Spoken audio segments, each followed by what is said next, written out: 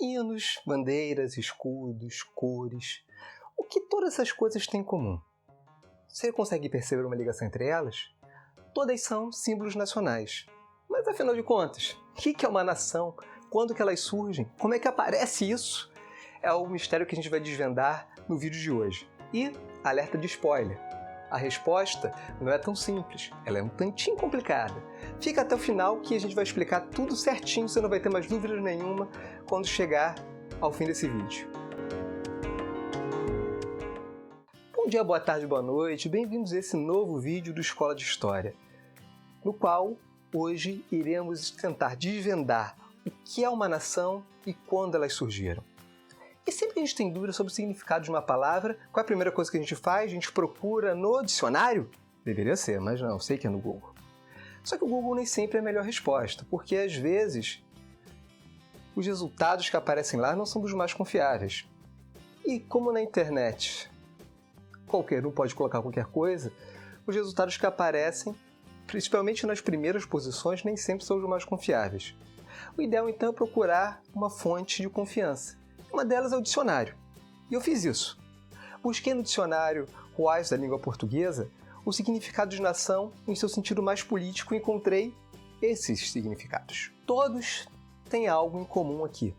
O que eles têm em comum? O que todas as definições que aparecem trazem em comum para a gente? Elas nos mostram uma relação entre as ideias de povo, país, território e Estado. Mas temos aqui uma situação que fica curiosa quando a gente olha para a etimologia da palavra. O que é etimologia? É a origem. Quais são as partezinhas que formam essa palavra? De onde que ela vem? Ainda que a palavra natio, como sentido de gente, povo ou raça, estivesse presente desde o latim, como uma derivação de nasce, como origem, de nascimento, de nascer para o mundo, o seu uso no sentido que a gente usa hoje em dia, relacionando a política, pessoas, países, dependência de territórios, isso é um uso bem mais recente. Ele só vai ocorrer a partir do século XVI. Ou seja, antes do século XVI não se usava nação assim. Então, nação, como a gente usa hoje, não é uma palavra lá da antiguidade, que era usada quando surgiram os primeiros estados. Ela nasceu na Idade Moderna.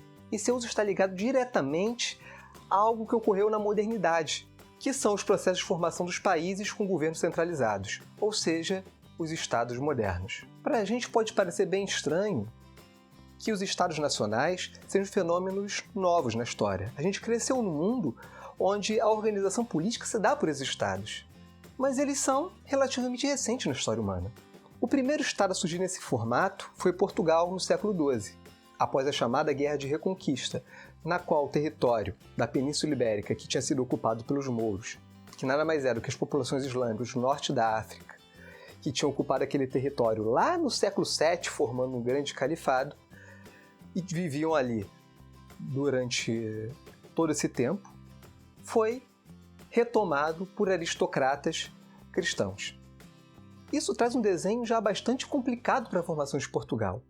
Primeiro porque ele nasce a partir de uma guerra de aristocratas normandos contra mouros, tentando reocupar aquele território que, por séculos, era muçulmano. Uma guerra que no século XI era alimentada por pilhagem e o domínio das cidades islâmicas, que fortaleceu uma aristocracia cristã até conseguir formar o território português.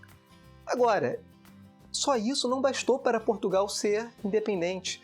Durante toda a sua história, Portugal viveu relações conflituosas com seus vizinhos, sendo ameaçado, invadido ou governado por outros reis da Península Ibérica. E o que nos indica isso? Que o primeiro estado que surge, já surge com um trabalho de parto bastante complicado. É apenas com o avanço da Idade Moderna que os aspectos políticos do feudalismo vão dando espaço para outras estruturas que são mais centralizadas de poder, que, por sua vez, desembocam nos países que compõem a Europa Ocidental de hoje. Veja a diferença entre esses mapas.